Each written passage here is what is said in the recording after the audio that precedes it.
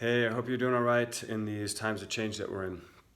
I've actually been meaning to speak up this entire time because um, from the beginning of all this, I was starting to notice some alarming similarities begin to materialize in the world of similar things that I've been experiencing and witnessing in my personal life in the past 5 years.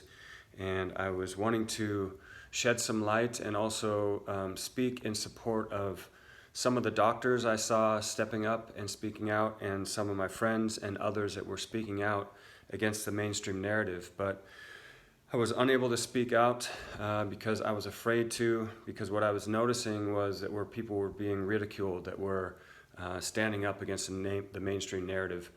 And because I was already in an overwhelming and intense situation before this stuff happened, I was just too overwhelmed to speak up at that time. But now things are settling a little bit in my life, and some other things have continued to go on, and so I feel it's important to stand up and to bring a voice to what I know is going on in the world. And so I'm not exactly sure where to start, but I think I'll start with, for those of you that don't know me, I'm one of these people that we are being told that we are trying to protect from this virus. So because I'm dealing with cancer, I'm into that category of people that they say they're trying to save from getting this virus. And all these measures are, a lot of them are in place to protect people like me. And so unfortunately, these so-called protective measures have done the opposite of that. And for me, it was clear that they would. And I want to also make something very clear. A main reason I'm standing up today is because I believe there are many people around the world that are feeling and can relate to what I'm about to say on two levels, at least. And that's one, that maybe there's people that are dealing with something very serious in their body, and they feel much worse now than they did before all this and all these protective measures. And then two, I'm also someone that hasn't been able to work this entire time. I've had one in-person work opportunity here in Berlin, and that was at the end of August. And then I was actually about to go travel for the first time to Netherlands and Belgium next month, but that was just canceled yesterday with the Netherlands stopping dance events. And so for those of you that don't know me, I'm a sound artist, and I DJ in places where first and foremost people come to have a good time. And it's also places where people come where, maybe they can, leave their problems that they're dealing with in their life for a couple hours and just let go. And also maybe they are wanting to dance and move through issues and really engage with the different challenges they're facing in their life, and using that space to move and empower themselves through dance and through music. And so I'm very grateful that this is my work. I get to go to places, and for these moments in time, life can already be challenging enough as it is, even before all this. And so to be able to go into places and to be a part of that, facilitating these spaces that people can feel joy in and they can move through different emotions, it's something that I am very grateful for, and it's something that has been obviously taken from many of us during this time. Many of us that do this for work are not able to do this in a normal way, and many people around the world that go to these places for these reasons of having fun and for also therapeutic type reasons. And so this stuff is being taken away from us, and I believe there's many people around the world that can relate that these things that are being stripped away from us actually are counterintuitive and go in the exact opposite direction of creating health and wellness. And so maybe also I should mention, if you are someone that believes what these politicians are doing is right, maybe this isn't the video for you. Maybe if you believe these people in charge, that this is the best way for us to handle the situation we're in. Yeah, maybe you can watch something else or read something else that's more in alignment with your belief system around that. I'm not here to change your belief. What I am here to do is shed some light on the situation where, from a personal experience of someone that is dealing with a major issue in the body, and how these lockdown measures have been extraordinarily negative on my body. And I believe that is the case for many around the world. And then also how these lockdown measures are destroying lives through not being able to work, because, if you're studying natural health like I've been doing the last 5 years or so, you start to come across a lot of common threads of information of a lot of very talented doctors and naturopaths and elders, from indigenous cultures that speak of a lot of underlying truths about how we promote health as human beings. And the common thread that many of these people talk about, these lockdown measures are completely the opposite. So, things like we need human contact. We need to be having a feeling of purpose and contributing to our communities, to our families. And we need to support the immune system with sun, with nature, and with food that uplifts and gives power to the immune system. Real food, And so there's many things like this that are common threads that I've come across, and all of these things many of these things are being stripped away for people right now, and this is literally killing people. And so, there's a lot of theory that mostly given by people that aren't dealing with these things about how these protective measures protect and keep people safe. And the thing is that I've also learned in my journey here is, when you're dealing with something that's life-threatening like I am, obviously this is a very serious situation. And ever since my initial diagnosis in 2015, I understood what I was dealing with, and that that could be meaning that I would be dying far, far younger than I ever thought, or that I really thought was going to be happening for me.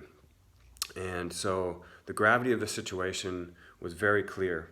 But what I've come to learn in my life from my experiences, also dealing with drug and alcohol addiction and overcoming that a long time ago, that when you have a very challenging situation in your life, there's a couple of ways you can deal with it. You can look at it and say, okay, this is a dangerous situation, and I'm going to be afraid and lock myself up and lock myself away, and I'm going to be afraid of people, and I'm going to be doing things that keep me away from people and keep me away from things that are what it means to be human. Or I can understand that it's a serious issue, and I'm going to empower my body, and I'm going to arm myself with the knowledge that supports and uplifts and gives me strength.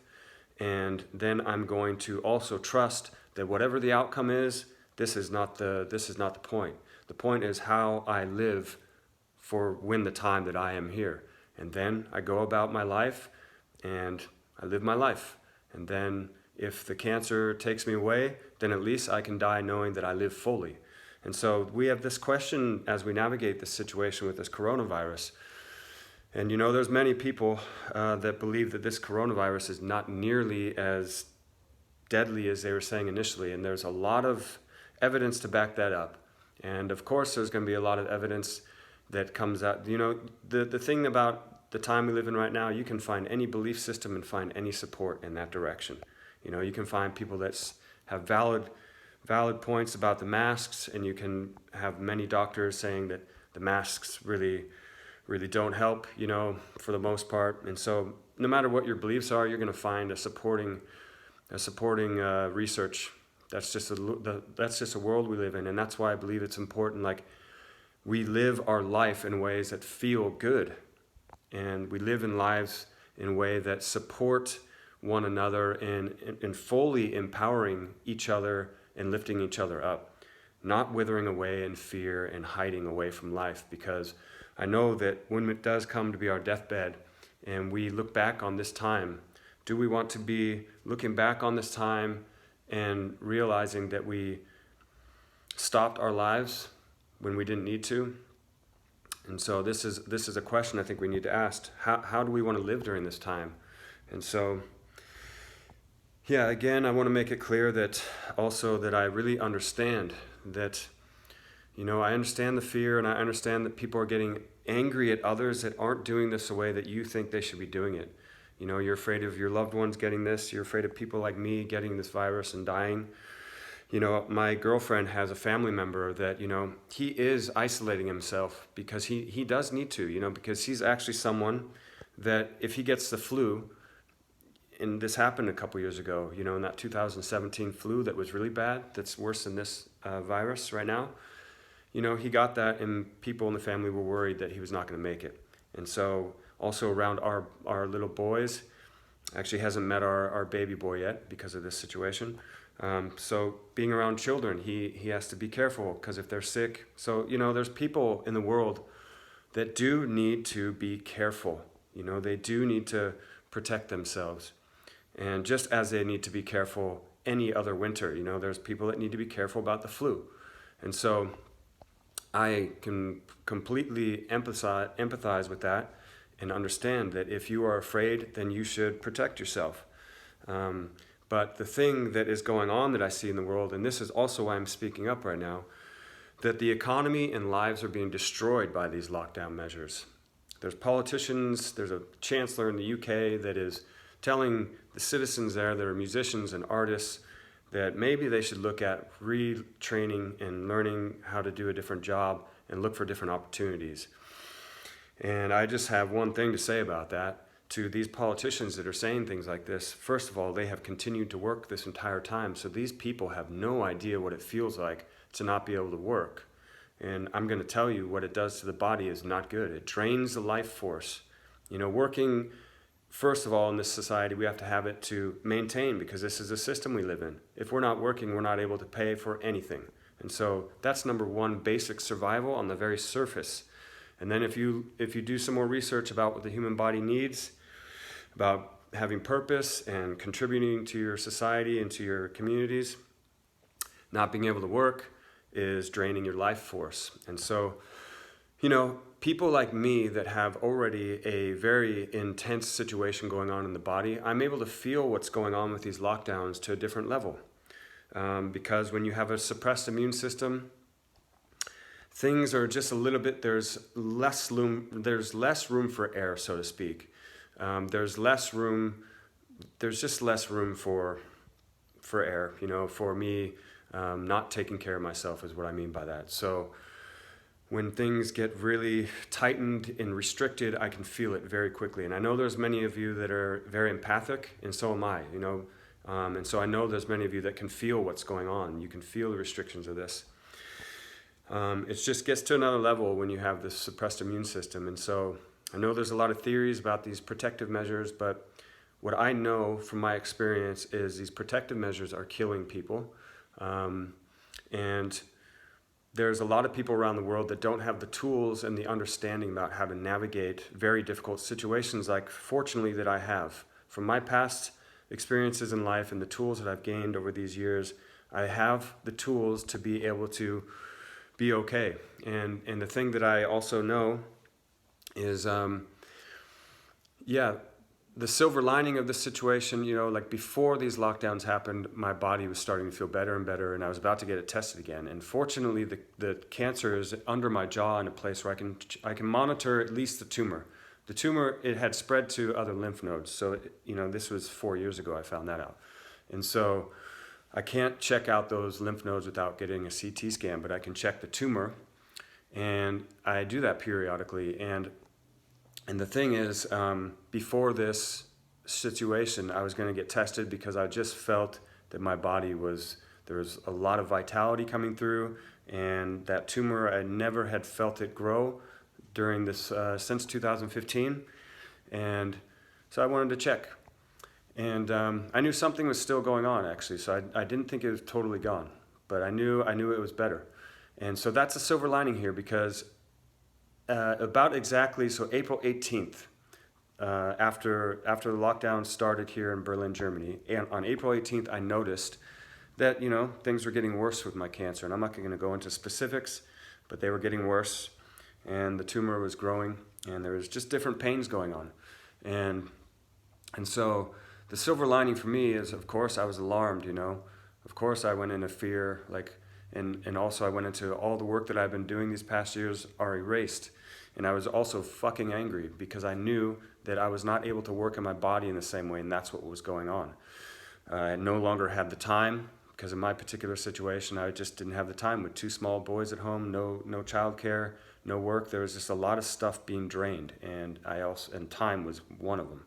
And so, but I quickly also realized there was a silver lining. And what I realized the other day is that actually, that happened demonstrates to me that the things that I had learned over the years about health, and the many, many things that I have been doing and diving into with ancient practices of meditation and breath work and nutrition and working with sound and the music that I create, and with using my voice and mixing these things with modern breakthroughs in science, things that like the heart-brain coherence that Dr. Joe Dispenza and others are teaching, and visualization, and taking all these things and also going to a different depth with it, because I just needed to go deeper with these things that I was learning.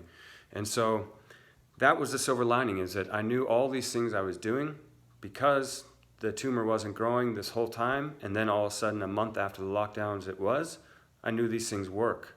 And so I wanted to share that with you, because there's a lot of theory about why these lockdowns are necessary. And like I said, I was afraid to speak out against that, but now with, I have no idea when I'm going to be able to work again really in a normal way.